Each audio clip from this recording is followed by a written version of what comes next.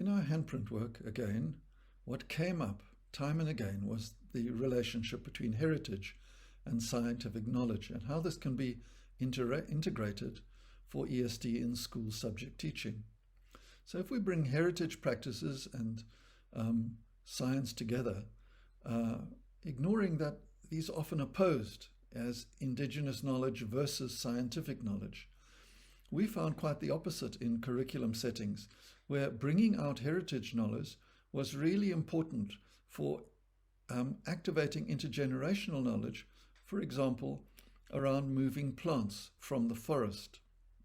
And this knowledge came to us from Izinyanga and Sangomas in the Eastern Cape, where they showed Sol Shava's students how to collect forest plants, how to wrap roots in humus, and to plant out with this humus in the home area that the forest plants were being transferred to.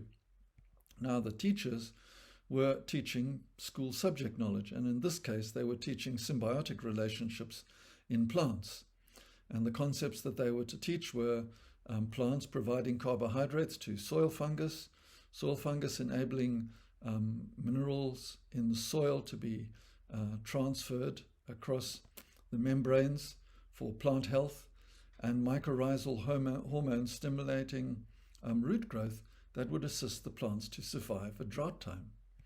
And this we approached again as a double stimulation that brings together indigenous heritage and school science as plural knowledge practices, not as opposing knowledge practices, but as knowledge practices where the students can learn to resolve complex events.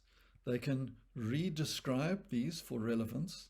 They can retrodict or think back and get a grasp of the causes of many of the activities across these two knowledge systems.